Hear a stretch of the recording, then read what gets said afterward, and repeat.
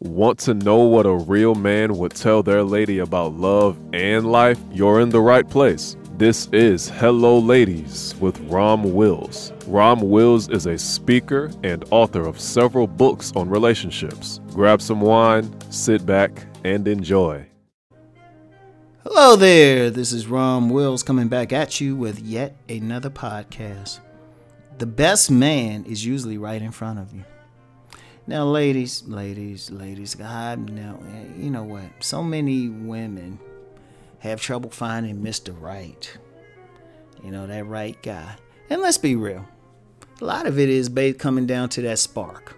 And y'all admitted that, and I've told guys, you know, that's my main thing with men is tell them how to deliver that spark. That's my main thing. I'm not big on dating. I don't even talk about dating itself that much. To me, dating is easy.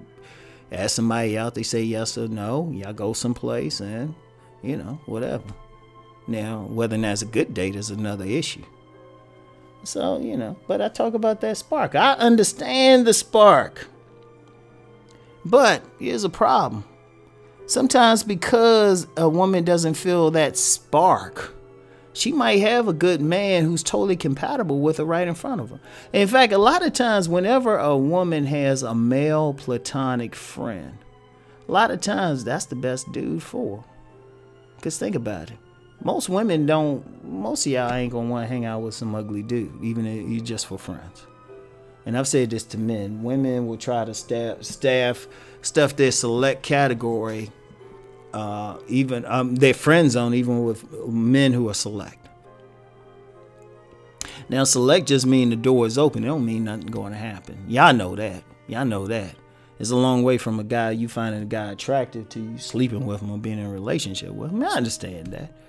He just, you know, once y'all chose him, it's up to him. And, you know, we'll work on that. But, you know, usually the guy for you who got you, who really click, is right there. I've told plenty of women that. It was like, you know, what you want is usually right in front of you. You know, and you find that with a lot of women. I found that with a lot of women. They usually got that male best friend. He cool. You look at them together, they even look like it. Shoot, they can even go out and hold hands. You might hang out a bit, give each other that little peck on the cheek. Lips or something. But it's like, oh, y'all together? No. I don't see him like that. I'm like, how you not see him like that? And it's usually some dumb stuff. If you start talking to him, it's usually some dumb stuff. And you usually come down to that spark. Because one thing, ladies, even though I'm telling men how to deliver that spark, or at least trying to anyway, to bring the spark, and I understand what y'all need it for. Y'all want to be gratified. Trust me. I've done a ton of videos on my men's channel about men satisfying y'all. Sometimes it ain't going to happen all that perfect, though. It'd be nice if, you know, and all guys ain't going to get it like that. And then you got something else with the thing with a spark. Some women think it's going to be like some lightning bolt or something. Not necessarily. You know, you can spark. You know, you can rub two like stones together and maybe spark something. Sometimes you got to start the fire. Because here's with the problem with the spark. Sometimes that spark come with the wrong person and not the person that you're really compatible with.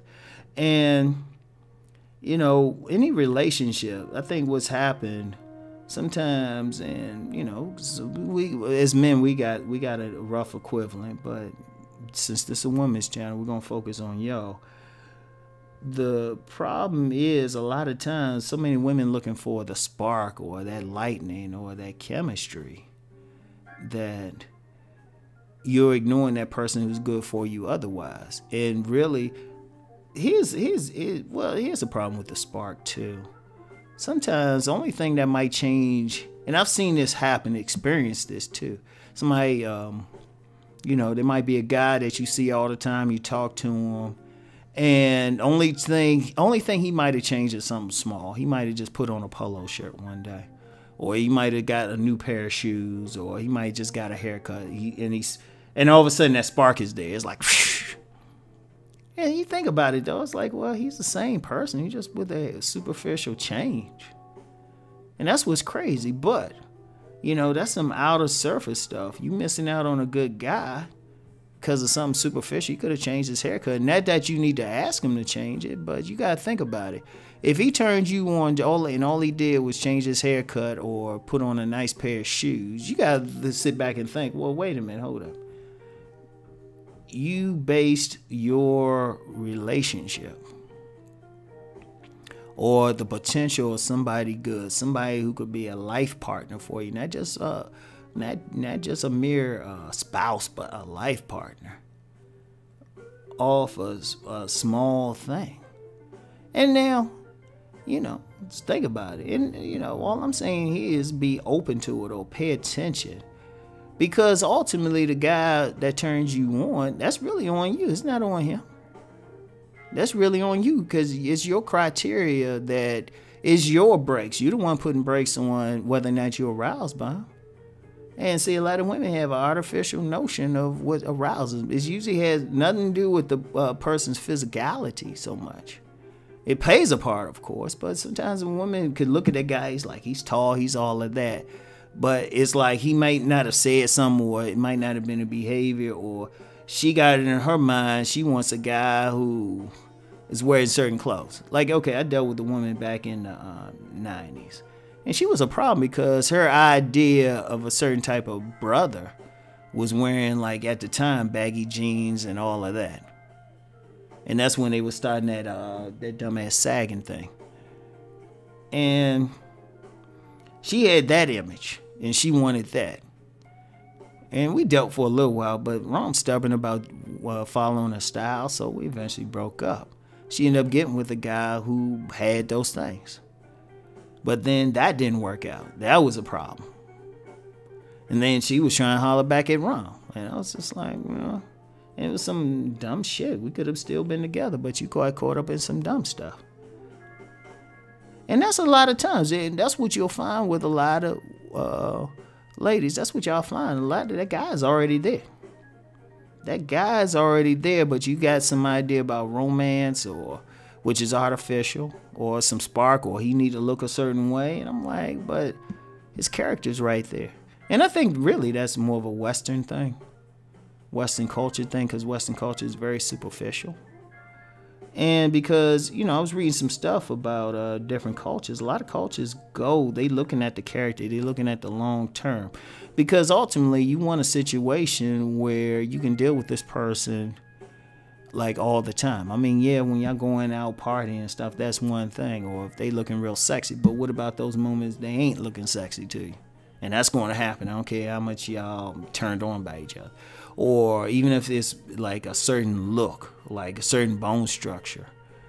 At some point, once you get used to them, it ain't going to be the same. You're going to be like, well, yeah, they tall, got piercing eyes, perfect face, hair, right? But it's like anything. Once you used to it, boom, it don't matter.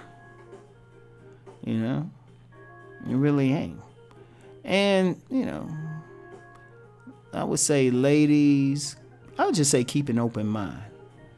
Or ask yourself, like, in fact, here's something, because I've had some women say that. They say they know that guy, he's perfect for them, but they just can't fall in love with him. They wish they could fall in love with him. And I'm like, honey, you already probably loved them, but not that like Disney romantic spark type of love or nervousness. In fact, I read some psychologists, and it was a book I've referenced a lot of times on my men's channel. It was called Smart Women, Foolish Choices. And they actually said a lot of times what they think is love is nothing but some anxiety. They feeling those butterflies. If you feel butterflies at all, and I've said this in a video on here, that's just nervousness. You can't base your future on some nervousness. You shouldn't feel nervous. You should feel at peace. But sometimes people confuse that with love and that feeling. And that intoxication. That's actually the biggest thing y'all got to fight. But that's a different video right there. But I would just say, just to close it up, the best man is usually right there in front of you. So anyway, that's all I got for today. I'll talk to y'all ladies later. Peace and blessings.